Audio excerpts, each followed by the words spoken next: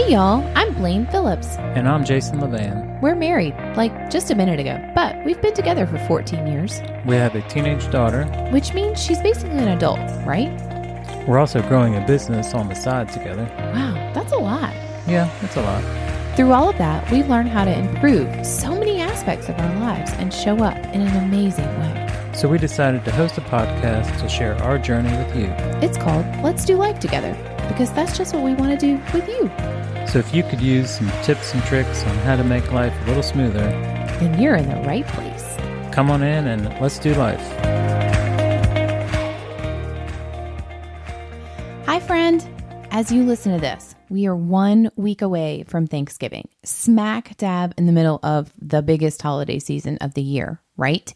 And I'm sure as you heard me say that, you either got excited or had a little bit of not so much excitement about the holidays. And I'll tell you, that's exactly where I used to be too. And I had both sides of the fence, both excitement and dread when it came to the holidays. And that's going to lead us right into episode 5, where we are going to talk about redefining holidays and what that meant for us. And we're going to give you 3 steps you can take to redefine the holidays in your household. Because maybe you are like us and weren't really looking forward to them. I mean, let's be honest. For me, I looked forward to the idea of them and what they were supposed to be. I had envisioned in my brain what social media, what society, and what other things told me holidays were supposed to look like. I'll take you back to where it started for me. About 2 years ago, would you say, Jason? That sounds about right. Yeah, I think so. I think it was probably 2 years ago. It was leading into Memorial Day, which, if you're following society and social media, equals a big barbecue with your friends, or you're on the beach or by the lake or wherever the setting is. You're spending time with friends, you're grilling out, you're drinking a beer, the kids are going around, and la-da-da, right? That's what I saw in my mind anyway. And it's great. Social media is great to share with your actual friends and family, and you can see all those updates. But then I guess the dark side of the social media is the FOMO, the fear of missing out. And you see everybody's highlight reel on Facebook and Instagram, and it's hard to recognize that at the time and not just get into that comparison or, oh, I wish I was there doing that with them. And it's true. It caught me that year. We know it's a highlight reel, right? We're aware we do the same thing for the most part, but we still get caught up in it. And Memorial Day rolled around that year, and we didn't have a barbecue to go to. We weren't hanging out by the lake with friends. We did not have any of the boxes. By the end of that weekend, I had not checked one single box that social media said that I would. And why do we go on it more? Like, you find yourself, when you don't have something to do, then you're going on it more, watching what everyone else is doing. And it was making me miserable. And Jason was watching that from the other side. And I just said, well, I honestly kind of stewed in it and sat in it for a few days. Let's be honest. But then on the other side of it, I was like, Jason, I came to him, I was like, because I internalized and I didn't talk about it as much. But after it was over, I said, I don't want to do that again.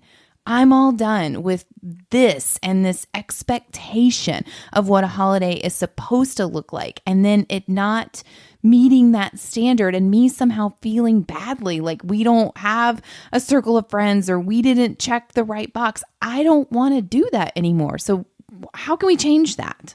That actually brings up step 1, which is to start a conversation. So with your partner, with your family, talk about expectations. Talk about that particular holiday. What does that mean in the bigger context? And how can you redefine it? How can you make it look different and align with your values and your priorities? Yeah, because in that conversation, I didn't know what I wanted. I just knew I didn't want that icky feeling again.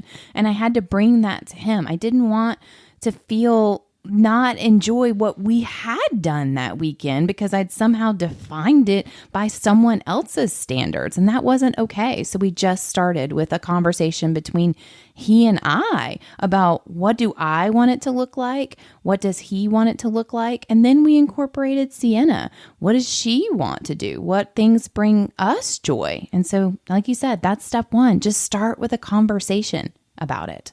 And you can start with, what do you not want it to look like? So the ironic side is all those FOMO pictures are showing things that we didn't want to do anyway. We didn't want to just sit around and eat way too much, drink way too much, and just feel bad afterwards. It's true.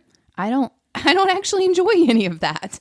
I'm not a late night party girl. I'm not a drink all the foods and do all the, I don't guess you drink foods, but eat all the foods and drink all the things. I'm just not that kind of person. And he hasn't said this yet, but if we're being really honest, as you know we are, Jason could give a flying rip less about any and all holidays. Is that a fair analysis?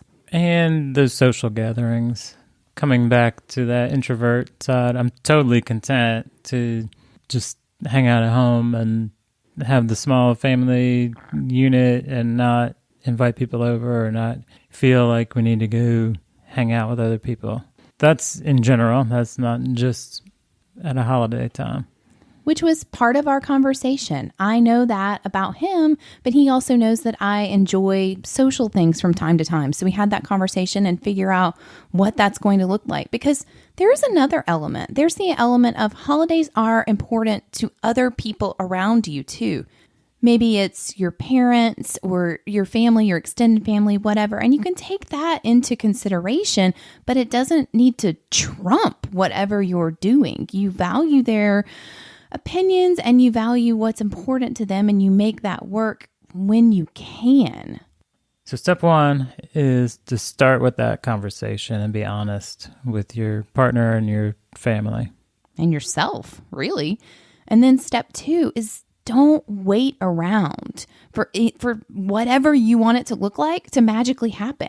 If you want to have a barbecue, have a barbecue. You can host it. Sitting there like sad Sally who's waiting for her friends to invite her, invite them. Take the initiative. So you're always the one to invite. Be the one to invite. Who cares? Some people just aren't hostesses. Some people don't think about it.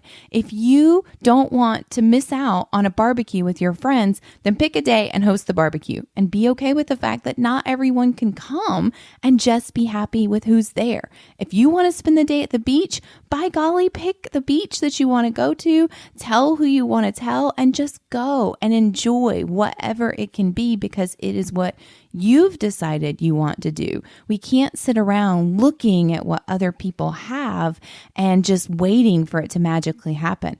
I heard a friend say recently that she never feels bad about her life until she looks at someone else's from the form of social media. Exactly. So just decide what you want to do, go make it happen. And I bet if you're not looking around and you're just enjoying what you've got in front of you, you're not going to feel badly about anything else. Or at least that's what I found out when I got serious about it.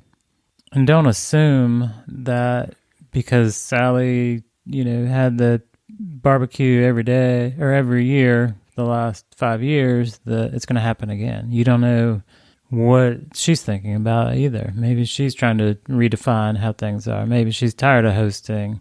You're over here feeling left out because you didn't get that invite, and she's tired of hosting.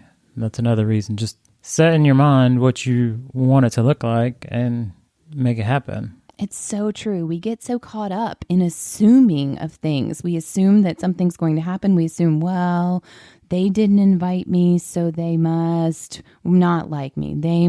I must be off the list. Just get over that. You have no idea. The truth is, we know 10% of what is actually happening in someone else's world.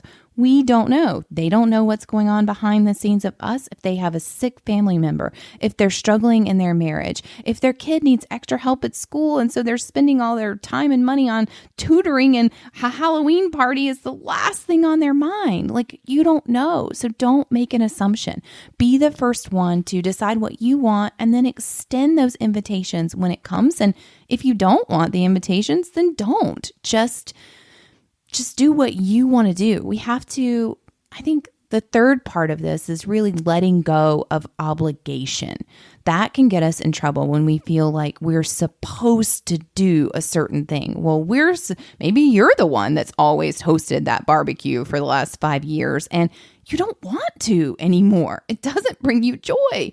You're tired of cleaning up after everyone. You're tired of situations arising and crazy social media posts and whatever it is. Well, friend, you don't have to host the barbecue anymore. You can let go. You don't have to go to great grandmother's house on Christmas morning if you don't want to. If it doesn't bring you joy, you don't have to do any of those things.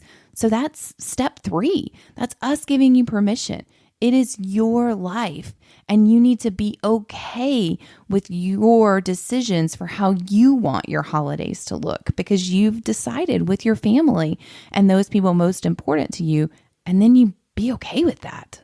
We've been getting okay with making the holidays different around here, and we've done that by, having those conversations, not waiting for other people to make the plans for us, and just taking ownership and in setting, the path forward and how we want it to look. So can we talk about what that looks like a little bit for us? Like, let's talk about that. Like, what is a holiday? Like we talked about, Thanksgiving is coming up. Thanksgiving is right around the corner. So this has been a journey and a process, and we're still fine-tuning it, but we're a couple years in, and we approach it holiday by holiday because honestly, different ones mean different things to me, and we've covered Jason doesn't really like any of them, but they're important to me, some of them more so than others, and Sienna has ones that are more important to her than others. So we look at them on a case-by-case basis and decide what's important to us, and then we go from there. But we'll speak to Thanksgiving. It's coming up, and I do like Thanksgiving. It's maybe in my top 5. It's not like at the top of the list, but I do enjoy it. And to me, there is a social aspect. I like to get together with people and what we would call break bread, because, I'm Southern. We like to break bread, and I don't care as much about the meal. Like, honestly, you could probably serve me paninis. I really don't even like turkey. Like, I don't actually care what we're eating as much as I do just gathering around with people. Small, big, I don't really care, but I do like that aspect of it. So for us this year, there'll be a small gathering. We're fortunate enough to have Jason's parents nearby, so we will do a small meal with them, which is going to be actually really fun because Sienna chose to define this for herself. She is really getting older and enjoying the time in the kitchen and loves baking, and it's special memories with Jason's mom and her. So she's sleeping over the night before Thanksgiving, and her and Grandma have planned the Thanksgiving menu together, and she's going to be over there and cooking and doing that stuff with her. We won't even be there until a little later in the day, because let Jason tell you what we're doing. So to go along with our overall health and fitness goals and journey, we'll start Thursday morning with a 5K, which is definitely redefining that particular holiday. For sure. A few years ago, it would have been going to 1 or 2 Thanksgiving dinners, meals, and there would be lots of wine and lots of food and more wine and beer, and just a day of gluttony. Yeah, like back to back too, where sometimes they overlap, and so you're late to one and early to another, and you feel a little stressed. And gosh, you don't have only that one day a year to see those people. And so now you're time crunched and stressed, and we've eaten all the food and drank all the wine, and you get home and you're just like, blah. Right. Or you might even be getting up to go buy things the next day, and that whole cycle of consumerism that we're trying to redefine around here too. Yeah, that just wasn't us. And so, and I mean, let it be said, we're also not runners, but it was an area we want to improve on. And so we just started. You just start with walking. And we said, how awesome to throw in the face of that day of gluttony with exercise and with getting out and doing a 5K in the morning. It's called Fast Before the Feast. How clever and catchy is that? So that's what we'll be doing. Right. So we'll get up and do that, and we'll come away from that knowing we've accomplished something by actually completing a 5K. Like we say, we're not runners, but we'll have that checked off in our mind. Hey, we just did something good. We donated to the charity that is organizing the 5K.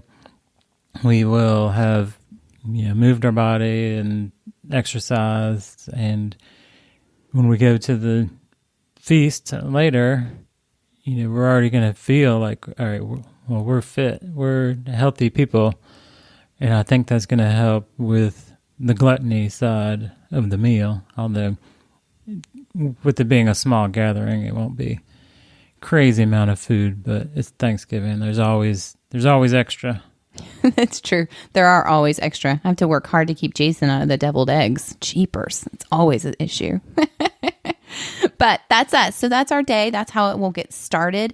I think it's important every time we have this conversation, Jason, and we've brought this up on a previous episode, but he's so good at reminding me of serving others, of giving back to the community, and not because we can, and yes, that is part of it, but it is, if you want to feel good about the day, about your life, about yourself, about anything, do in service of others. You don't need to talk about it. You don't need to post about it. You don't need to do anything. Just being somewhere and serving out in your community and being in service of others, whether that is, a soup kitchen, or whether that is volunteering at 5Ks, which we've done, whether it is helping in your local hospital, whether it's showing up at a nursing home and being a light to the residents, whatever that looks like,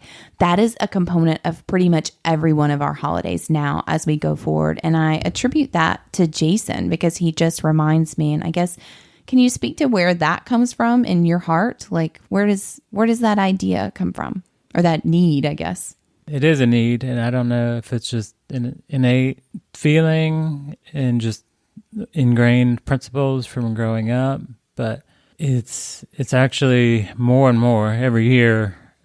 I feel more and more compelled to just give more and give back, and you never feel bad about doing something good. Oh, so good. It's true. You don't. You never feel bad about that. You walk away with a feeling that if you haven't done it, you can't explain it. And he keeps us present in that. And I mean, when I suggested a 5K, he was like, yeah, we're not runners, but that'd be a good idea. And he went on a search to find one that was benefiting something good. And the one we're choosing, it benefits our local food bank. Well, how...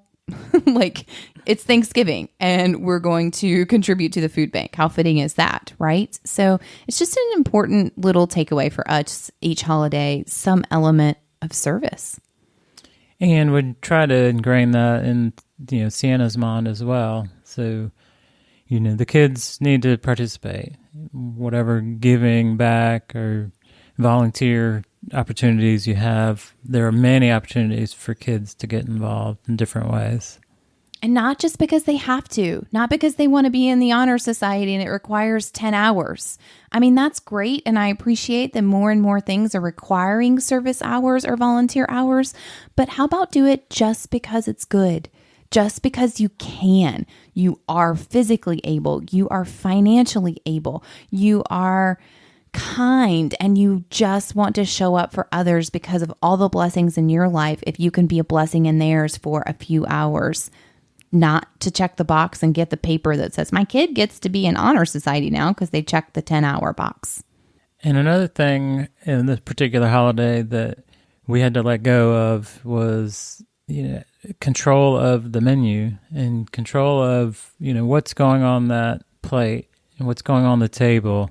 And that was partly coming from, that health journey where we were trying to get away from the bad food or the, all the carbs and, everything on the table full of carbs. But it's really, in this case, it's a gift to my mom, Sienna's grandmother, to let her provide the meal, let her prepare it, and give her that time with her granddaughter in the kitchen. So good, and such a good point, because I am a list maker and an organized person and a kind of probably maybe a little bit of a control freak. I like to know what's happening and I like to keep things in control, especially when it came down to my food choices, because it's important and I have goals and I'm not going to become the athlete I want to, being all willy-nilly with what I'm putting into my body. But there are moments when I had to recognize it was okay to just step back and take my foot off the gas. It brings my mother-in-law joy to have us over for a meal and her be the one to cook Thanksgiving. A different level of joy. And we've hosted in years past. And I like it, but not in the same way she does. So I just released it and sit back and make the best choices that you can with what's there. It's one meal and her joy is not going to tear down my health goals. They're just not. But we hosted just for that reason of having that control. Yeah, not because, and that's dumb. Like that was not okay. I was depriving someone else of joy because I was holding on to so much control over one meal. And one meal is not going to be the end of anything. Trust me, I stay true to those goals, but you can make good choices still while being around someone else's joy. So we'll get up, we'll move our body, we'll practice some restraint at the dinner table. I'm sure we'll, have there'll be laughs and some conversations. And can there be naps? Can I also have a nap? We will, I'm sure the football will come on and then we'll come home and take a nap. And then instead of Black Friday shopping or just going back to work the next day, or eating 18 bajillion turkey sandwich leftovers, or sitting around and watching what other people are doing on social media and having FOMO that my holiday is over, we chose to redefine it. So then we're going to get out of town and look for new experiences. It's true. We're going to take a little trip. We do that. We've done that on some of the holidays. Just go to someplace new. Find a new experience. We're going to a city we've actually never really been to, and we're going to explore it together. And there'll be experiences that we will, who knows? Well, I know one of them Jason has booked for us. Oh boy, I'm thinking if you don't follow me on Instagram stories yet, you're probably going to want to go ahead and do that because he has found and booked. Go ahead, Jason. Well, not Hamilton. And that was the intent was to get Hamilton tickets because they happened to be touring in that city just coincidentally that weekend. But even better. Is it? Oh boy. So my search for events that weekend in that city came across goat yoga. Yep, you heard that right. He said goat. Goat yoga. Like the animal. And then he said the word yoga, like tree pose. That's a thing. Is it a thing? Is it really a thing? It's a thing. There's photo evidence, and there's baby goats, and apparently they'll put goats on top of you. It's going to go on top of me? While you're in down dog and up dog. I have no idea. Oh boy, can you tell me how that goat's going to stay on my back while I'm in downward facing dog? Nope. All right, well, are you going to put this they on? climb like the cliffs and stuff, right? I'm a cliff? Are they good on their feet? They're good on their feet. What if I'm not good on my feet? Oh, boy. Well, we told you redefining holidays, and what better way to redefine Thanksgiving than a good old-fashioned goat yoga session? But it's guaranteed to be a memorable experience. Exactly. And that's what it's all about. That's what we're here to tell you, is create your own memorable experiences. And we're giving you permission to let that be whatever you want it to be, you and your family. Do you think that I ever would have, if I would have stuck with it is what it is, this is what it's supposed to be, we have to go here and eat with this person and we have to do that, I would be doing goat yoga over Thanksgiving weekend? No. But we started with that conversation, deciding what we wanted it to look like. And then we let go of no magic fairy is going to come and plan this for me. If I want to make it happen, then we have to make it happen. And then we got okay with our choices. This is what we want. And I quite frankly just don't care if anyone else thinks about it, because it's for me and for Jason and for our family. So once again, there's 3 easy steps that anybody can do is just start with a conversation. That's number 1. Number 2, don't wait for somebody else to make it happen. And number 3, it's okay. Just be okay with making your own decisions. You have our permission. Goat yoga and all. Go forth and do whatever you want to do with the holidays. We wish you a wonderful holiday season, whatever that looks like. Don't forget, I'm pretty sure you're going to want to see this downward dog, goat, mountain, something situation that's happening with us. So follow me over on Instagram stories. Hey, if you're liking what we're serving up each week, if it's adding value to your life, make sure to hit that subscribe button so that you'll know each week, you'll be notified. Hey, Blaine and Jason are back with another episode and we can't wait to miss it.